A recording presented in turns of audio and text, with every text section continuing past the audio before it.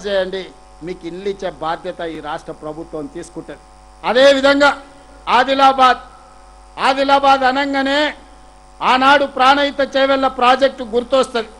Doctor YS Rajasekhara Reddy గారు, కాకా వెంకటస్వామి గారు, డాక్టర్ బాబాసాహెబ్ అంబేద్కర్ సుజల స్రవంతి పేరు మీద ప్రాణహిత చేవెళ్ల ప్రాజెక్టును మొదలు పెడితే తుమ్మిడేటి దగ్గర బ్యారేజ్ కడితే ఆదిలాబాద్ జిల్లాకే 2 లక్షల ఎకరాలకు నీళ్ళు ఇచ్చే అవకాశం ఉండే.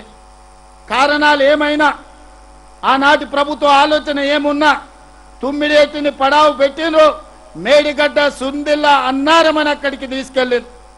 1,00,000 కోట్లు ఖర్చు పెట్టారు. కాళేశ్వరం కట్టడం, కాళేశ్వరం కూలేశ్వరం కావడం, 1,00,000 కోట్లు గోదావరి గంగలో కలిసిపోయి ఈనాడు ఆ 1,00,000 కోట్లు మొత్తం గోదావరిలో కలిసిపోయినాయి.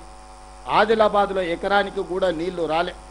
ఇవాళ ఎక్కడికి వచ్చినా, ఇంతకుముందే కొమరభీం ప్రాజెక్టును చూసిన 10 టీఎంసీల కెపాసిటీ ఉంటే ఆ ప్రాజెక్టులో ఈరోజు రిపేర్లుంటే చెయ్యకపోవడం వల్ల 4 టీఎంసీల నీళ్ళనే కొమరంభీం ప్రాజెక్టులో నిలుపుకునే పరిస్థితి.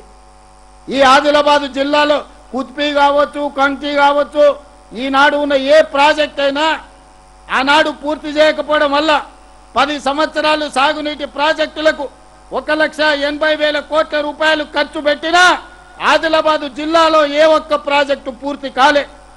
ఆదిలాబాద్ నిర్లక్ష్యానికి లోనైంది. ఆదిలాబాద్ ప్రాజెక్టులు పడావు పడ్డాయి. అందుకే ఇవాళ ఆదిలాబాద్ జిల్లాను అత్యంత ప్రాధాన్యత తీసుకోదలుచుకున్నాం. ఆనాడు ఆగిపోయిన డాక్టర్ వైఎస్ రాజశేఖర రెడ్డి గారు మొదలు పెట్టిన ప్రాణహిత చేవెళ్లలో భాగంగా తుమ్మిడి ఎట్టి దగ్గర బ్యారేజ్ నిర్మించి ఆదిలాబాద్ జిల్లాకు 2 లక్షల ఎకరాలకు నీళ్లు ఇవ్వాలని ఈనాడు మా ప్రభుత్వం నిర్ణయం తీసుకున్నది. అందుకే మహారాష్ట్ర ముఖ్యమంత్రి గారికి నేను లేఖ రాసిన.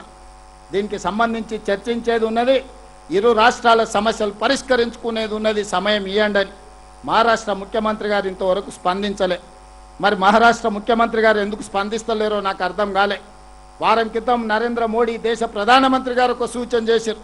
అంతర్రాష్ట్ర జల వివాదాలను ఆయా రాష్ట్రాల ముఖ్యమంత్రులు సామరస్యంగా చర్చించుకొని వాటిని పరిష్కరించుకోండి అని వారు సూచన చేశారు.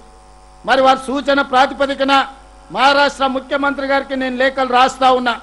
దయచేసి వేదిక మీద నుంచి ఫడ్నవీస్ గారికి నా విజ్ఞప్తి, తుమ్మిడేటి ప్రాజెక్టు నిర్మాణంలో ఉన్న అంతరాలను అవాంతరాలను తొలగించడానికి తక్షణమే ముఖ్యమంత్రుల లెవెల్లో సమావేశానికి మీరు సమయం ఇవ్వండి. మీరు మాకు సమయం ఇవ్వకపోతే ఆ సమస్య తీవ్రంగా మారుతుంది. ఆ సమస్య తీవ్రంగా మారినప్పుడు ఆదిలాబాద్ జిల్లా ఉప్పెనే కదులుతుంది. ఆదిలాబాద్ జిల్లా ఇక్కడుండే తండాలలో, గూడాలలో, మారుమూల పల్లెల్లో ఉండే రైతాంగం ఉప్పెనే కదులుతే అది మహారాష్ట్రకే సమస్యగా మారుతుంది. ఆనాడు ఆ సమస్య వచ్చినప్పుడు ఫడ్నవీస్ గారు మీరు గుర్తుపెట్టుకోండి, ఈ తెలంగాణ ప్రాంతం నిర్లక్ష్యం చేస్తే, అవమానం చేస్తే ఊరుకోదు. ఇవాళ వేదిక మీద నుంచి ముఖ్యమంత్రిగా మహారాష్ట్ర ముఖ్యమంత్రి గారికి విజ్ఞప్తి చేస్తున్న సవినయంగా మా బాధను, మా ఆవేదనను, మా అవసరాన్ని మీరు అర్థం చేసుకోండి.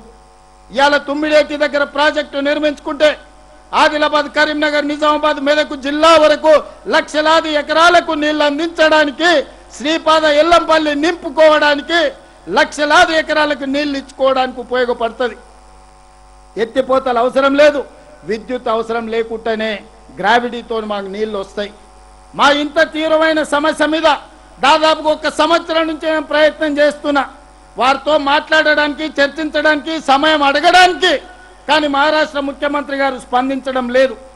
మిత్రులు పాల్వే హరీష్ బాబు నా మిత్రుడే, కానీ తెలంగాణ పార్టీ వచ్చినప్పుడు నేను కాంగ్రెస్ అనొచ్చు, మిత్రుడు బీజేపీ అనొచ్చు. కానీ నీళ్ల విషయంలో, సమస్యల విషయంలో, రైతాంగ సమస్యల్ని పరిష్కరించాలనుకుంటే పాల్వే హరీష్ కూడా ఆదిలాబాద్ బిడ్డనే, ఈ ప్రాంత ప్రజల పక్షాన నిలబడతాడు, మహారాష్ట్ర సమస్యను పరిష్కరించుకోవడానికి ప్రయత్నం చేస్తాడు.